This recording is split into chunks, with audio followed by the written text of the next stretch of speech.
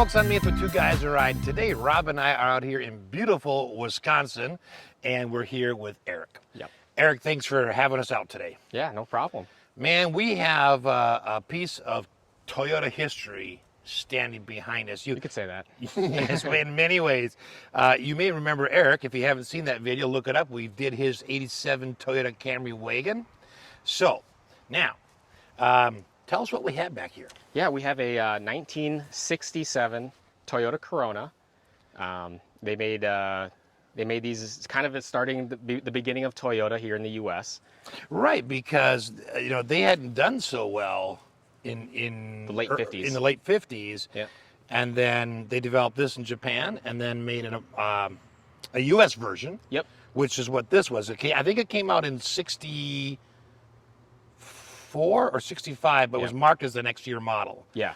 Okay, so its competitors were like the VW Beetle or the VW Type 1, and then the Nissan Bluebird. Although Toyota kind of aimed at the VW when they designed it. So there are some things that Toyota put on here to give them advantage over a Beetle. For instance, you have things like padded dashboards, mirrors in the passenger visor, like 10.1 cubic feet of space in the trunk. I mean, the list goes on and on. So let's start with up here with the motor.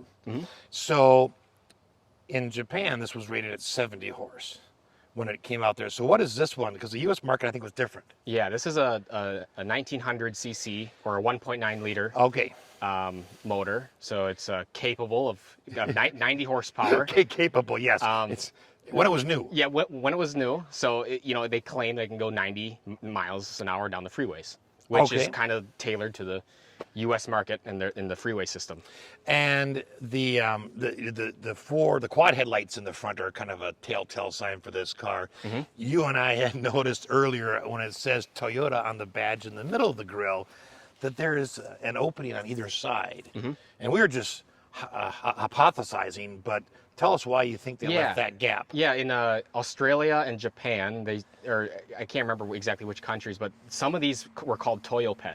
So they left that space open further because the name Toyopet was longer. Yeah. And they just didn't change the grille. They didn't change the grille. They just shortened up the name. That's just our working theory. Yes. Okay. Metal chrome hubcaps. Yep. All right. And that would have been different than the Beetle. Yep. You also would have had fresh air intake, which the Beetle didn't have. That's right. So lots of options when Toyota brought this back, and it did really well. Yeah. Now, for those of you who are watching and not familiar with the Corona, tell us what car came from the Corona that people would recognize today. Yeah, so they stopped making the Corona name in 1982 or 83, and that's when they started the Camry. Okay. The Camry started in the early 80s. So that was Corona's replacement. Correct. Okay. Yep. And just a little bit of Toyota history, if you went on, the Corolla started in 68. Yep. So while this was still being produced. Correct. Okay. Now, what size tires are these? These are 13-inch. Boy, they're not big. Yeah, they're small. And would have had drum brakes? Yep, all the way around four drums. 4 drums. And I think that was different than the Japanese market. Can't remember quite for sure, but 4 drum brakes. Okay. Yep. And around in the back here, I like the deluxe on the.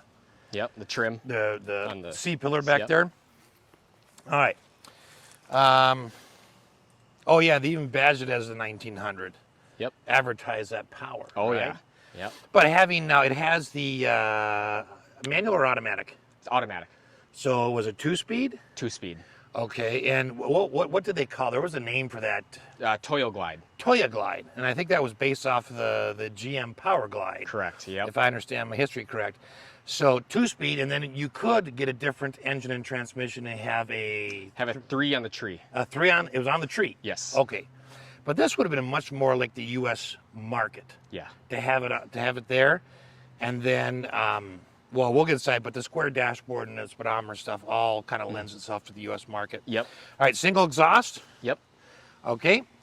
Was there any purpose to this? Was this like a reflector? Or? Yeah, that's just a reflector. No purpose, just styling. Okay. Yep. Now the trunk itself is fairly big. Yeah, it is You- pretty you, big. You got a lot of space in there. Mm-hmm.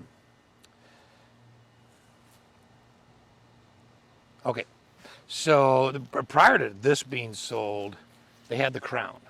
Yep. And the Crown was like a real luxury Yeah. vehicle. So this carried over some of the elements of that Mm-hmm. luxury. You have, like, for instance, you have full carpeting on the floor. Yep. Driver's armrest. Yep. And Couple then ashtrays. couple ashtrays, a cigarette lighter, things that just weren't offered on like the competitors. Mm-hmm. So it's just small things, but it's just kind of interesting. Yeah. All right, let's talk about the back seat here for a minute. Now, this looks beautiful. I'm wondering if the seats have been reupholstered. Yeah, absolutely. Okay. Yep. Now, did you do that or did you buy it that way? I bought it that way. Okay. Yep. I'm trying to remember from pictures. This would have been the same pattern that would have been in the seat. Very close. Yeah, Okay. it's like almost identical. Okay. Yep. All right. And carpeting's original? Carpeting has been redone as well. It had been redone, but it Yep. would have been the whole floor, It would have been the whole floor. which not all cars had at that time. Okay. Yep. The headliner, that must be original. That is though. original because it needs to get redone. you Yep. could- well, but it's got that nice look at it. Yeah. It's interesting how deep this back window well Yeah. is. Yeah. Man, you could store quite a bit back there and not Yeah. have it thrown back at you. Right. Yeah. It even tucks in just a little bit. Mm-hmm. Wow. Did the back of the seat fold forward? Not that I know of. It doesn't easily. I'd have Okay. to get some tools out to remove that. So Okay, so it's it not something wasn't- that wasn't like a Wasn't designed to fold down. correct Okay. Now, oh yeah, and there's the ashtray right there. for the kids. Yep. Yeah, for the kids, Yep. just in case they wanted to smoke. Okay. Yep. Let's take a look at the front here a minute. And, all right. Oh, you got a lot of stuff going on here. So, ignition on the left. Yes. Very strange. Very strange. What was the next button? That is the headlights. So Okay. we're missing the cap for that one. We're searching for it, but that is the headlights. That was not in the donor car you have. No, that is also missing there. That must have been something that frequently fell off. Yeah, then. I think so. I think people mostly use that one, and it eventually just Gave wore, up. wore down. All right. And the 4W. That's your four-way flashers. I was hoping it was four-wheel drive. Yeah, me too. Now, for this year, when they came back with the Corona, they made the dashboard a rectangular shape, the speedometer, to match U.S. market and what people Yeah. were used to seeing. It kind of reminds me of a GM also from the 60s. It reminds me of a GM speedometer. I think their first adventure in the U.S. was, it looked too different, Yeah. and this looked a lot like the cars that were coming out at that time. Yep. Now, the radio. Mm-hmm. So we were talking about this earlier because Rob and I learn things when we review cars. But this has, I believe it's called the Coronado radio. Mm-hmm. So it has on the numbers, there's a 3 spots on the radio. There's a little circle with a triangle. Yep. Tell us, do you remember what that means? I can't remember what it's exactly called, but it's the nuclear. Correct. It was Yeah. the nuclear emergency radio. So Yep. back in the day, manufacturers were required to put this in the radio. So if you're driving along and all of a sudden, we have a nuclear war going on, all the radio stations would go silent except for those 3. And then you would just tune right to those, and then you could hear the emergency instructions. Yeah. I just thought it was, it's Yeah. just an interesting little piece of automotive history. Yeah. It's something I'll look for when I'm at Yeah, car shows. the next car show Yeah. to see if it had it, because not Yeah. all eras had it. Now, you had in this particular car something that is competitors, so the VW and the Nissan Bluebird, you had, or at least the VW, you had fresh air intake. Mhm. Yep. And the VW did. It just had window vents, Right. on the Right. window. Right. Did you have an option for air conditioning? Yes, they did have an option. Okay, they had an option, so you could add air conditioning if you want, which for the U.S. market would have been, I'm sure, a smart thing to add. Yep. And of course, you got heat, right? Yes. And then Yep. you have lighter and ashtray in the middle. Yep. Okay, tell us about the turn signals on the Yeah. on the steering wheel. So That's in interesting. the center of the steering wheel, you have a mechanism here that turns left and right based on which way you want the directional signals to light. So there's right Okay, and left. so where was the horn then? Horns in the middle as well. That also is that same mechanism. Okay, Yep. And it clicks back when your blinker's on, you turn the wheel, it clicks back automatically. Okay, and if I remember correctly, this has dual horns, Yes. which again its competitors didn't. Yep. All right, so there's 2 buttons just to the right of the transmission. There's, well, one may just be a bolt. I can't tell. Is that just a dummy light? That's just a covered up from, I'm not sure what that would have been. Okay, and then the black switch that comes out at the bottom there. Wiper. Yep. That's your wipers. And you had how many speed wipers? 2-speed. 2-speed. Okay. Again, something the VW did not have. Let's see. Lots of storage underneath. Yeah, it's got a little shelf there underneath the glove box.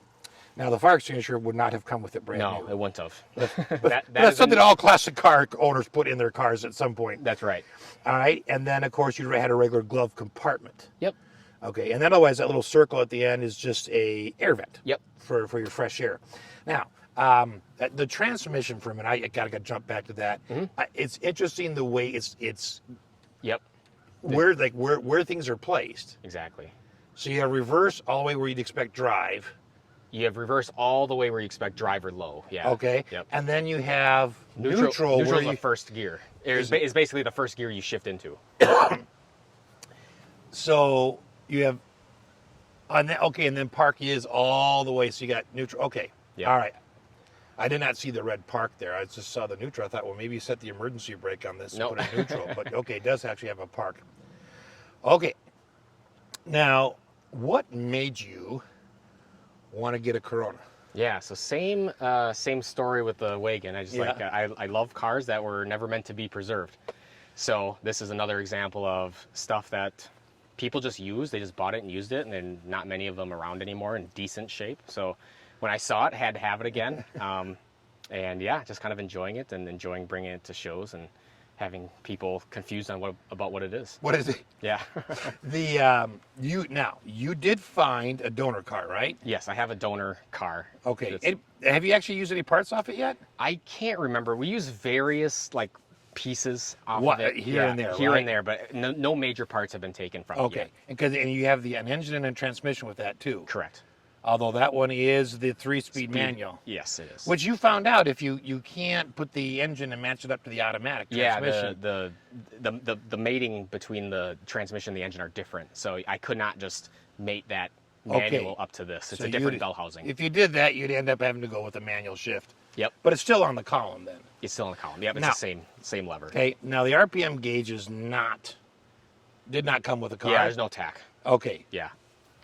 Well, yeah, I mean, So I put that one in so I know where it's idling and things like that. Okay, Yeah. all right, you put that Yep. in. Well, we always have modern conveniences somewhere in the car to Yeah, help us. We got to drive to a show. It's an hour and a half, whatever. It's nice to Yep. have some music. Does the radio still work? The radio works. Does it have AM?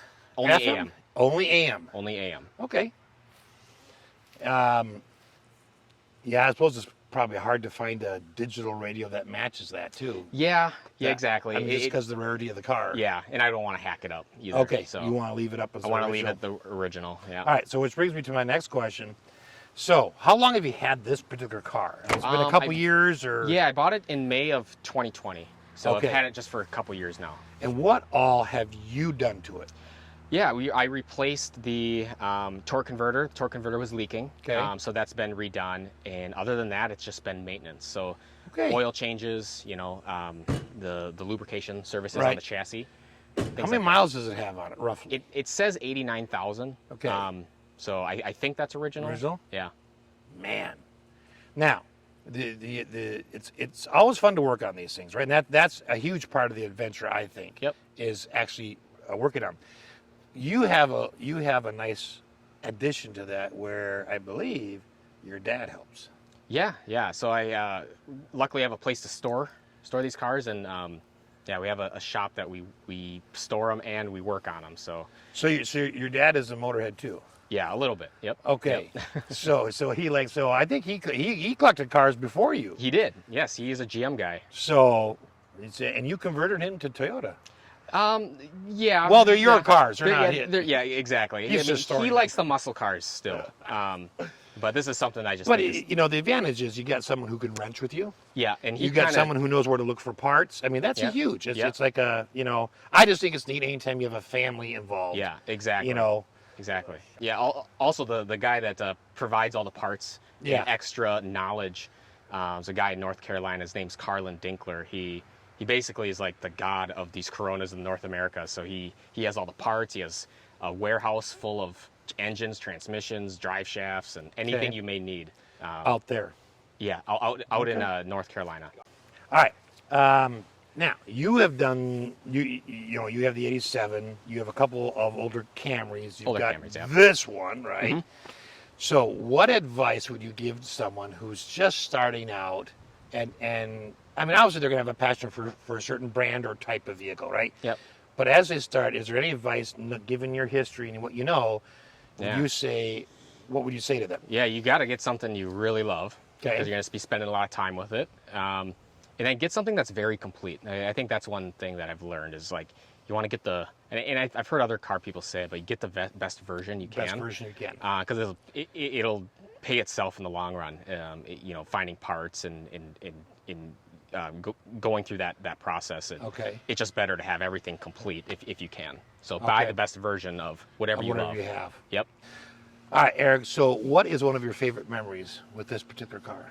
This one just it's really working on it with my dad and just kind of hanging out and learning about cars. It's kind of what makes it fun is that. So Well, what a great memory. yeah, absolutely. That's awesome. Eric, thank you so much for having us out here in beautiful Wisconsin today Absolutely. with this awesome car. We appreciate it. Yeah, no problem.